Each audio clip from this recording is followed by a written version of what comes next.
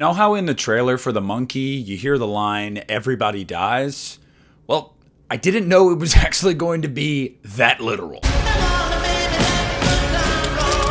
Hey, what's up everybody? Nick here, and today I want to give you guys my spoiler-free review for The Monkey. Now, I want to say really quickly, because I just said that line at the beginning, and you're probably like, spoiler! I'm not specifically referencing anyone in particular.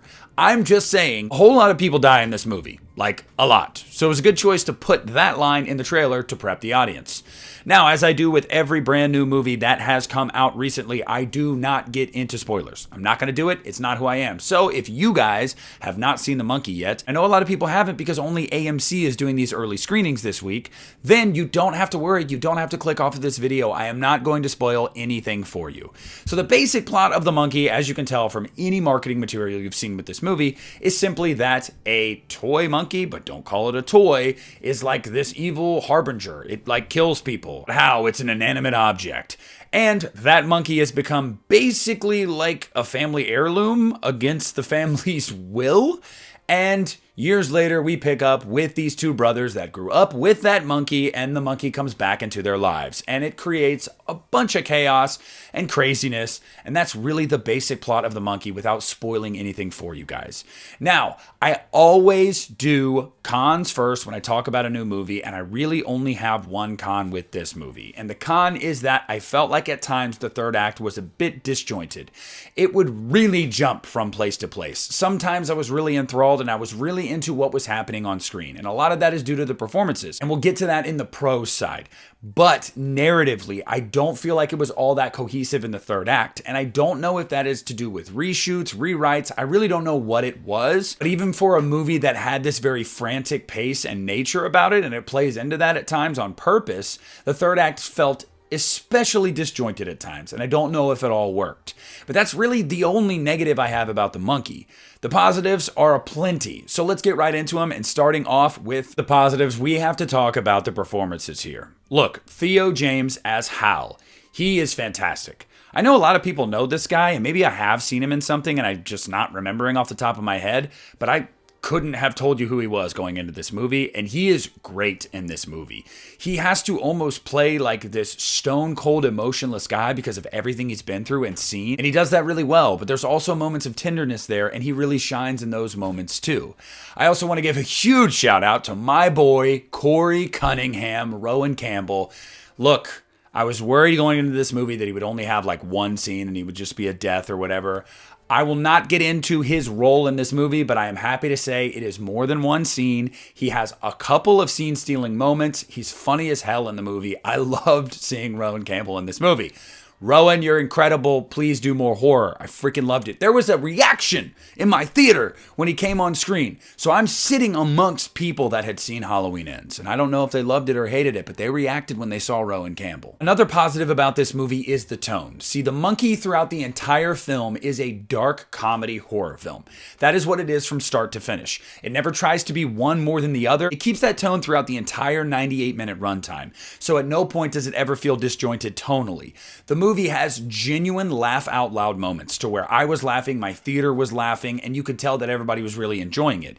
And even some of the kills are just totally played for insanity. Like, that is all it is there for, and it absolutely works.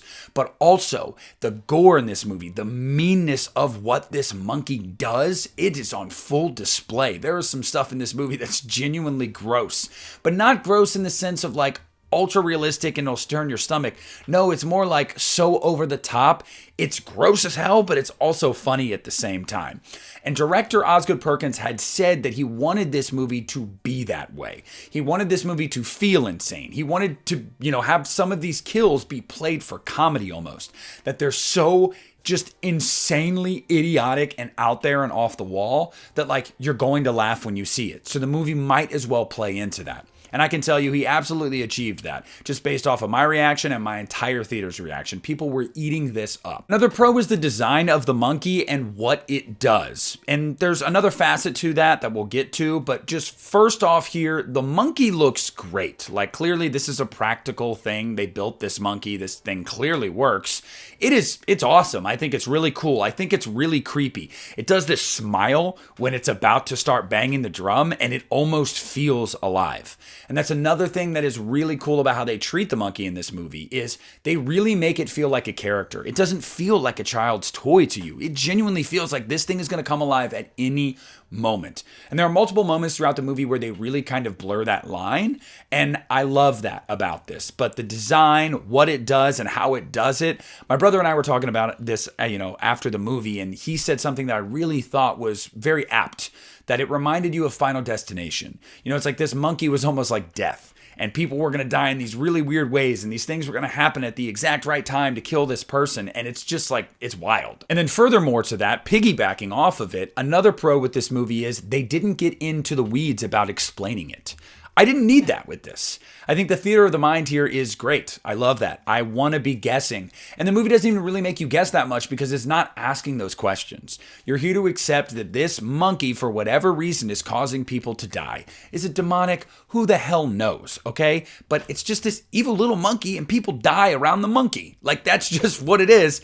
And I love that they did not try to get too in the weeds with that. They did not try to tell us this whole backstory. I love that. That is a pro. So if you're worried about going into this movie that you're going to have just so much lore, it's not there. This is very, very easily palatable to anybody. You're going to digest this movie easily. You're not going to have a million questions coming out of this movie. Look, one of the cardinal sins a movie can commit is to be boring, to be uninteresting. And The Monkey is the opposite of that. It has this very retro vibe to it. Sometimes it feels very 90s, sometimes it feels very 70s. It never feels modern, even though the back half of the movie takes place in modern day. It just doesn't feel like it. The characters feel like it from a different time period. Everything looks from a different time period. And I actually kind of love that. It really gives this movie character, and I think it's going to make it timeless. And that's very important. You don't want to date your movie. And I just think that it's such a fun, experience. Watching this movie at random moments, somebody would die, or there'd just be this loud noise. There'd be these breaks in what's happening for a moment of comedy that works. I'm happy to say that all the comedy in this movie works. There was genuine moments where it was like, those laughs where you're like, should I be laughing right now, or is that saying something about me? No, I said on social media after seeing the movie that I feel like currently Oz Perkins is operating at his apex. And I genuinely believe that. Following Longlegs with The Monkey in a span of less than a calendar year, both of these movies are great. I would take Longlegs personally, but The Monkey is a completely different film than Longlegs, and it works. Everything that Perkins is going for in this movie works. It is just the fact that he was able to do two such tonally different films and have them both resonate and be effective and be enjoyable and be engaging. Like, this guy is at his peak right now. All of these studios need to be calling him up, need to be giving him a blank check to write whatever movie that he wants to write and direct, because this guy literally can do no wrong right now. So look, guys, for me, it's very simple. The Monkey is a movie that did everything it needed to do. It went crazier than I thought it would. It was more memorable than I thought it would be. The performances were great. The effects were great. Everything about this movie was awesome. Aside from some issues with the third act that did knock it down a bit for me, I think this movie is damn fine, and I think it is absolutely worth recommending to you with 2 thumbs up. So I'm going to give The Monkey 4 out of 5 stars, and I am flirting with 4.5. I need to watch it again, but right now I'm going to put it at 4 out of 5 stars. I think this movie is great. I think that you guys should check it out. If you're able to see it this week in advance of the actual release next week, check your local AMC theater and see if there's showings, and go see it. But I want to hear down below in the comment section, are you guys excited for The Monkey? Have you seen it yet, and what did you think? Are you not excited for it? Are you now excited for it? Whatever it might be, I want to hear it down below in the comment section, so sound off. Please make sure to leave a like on this video, subscribe to my channel if you haven't already. This is Nick at the Lost River Drive-In, and I'm pulling out.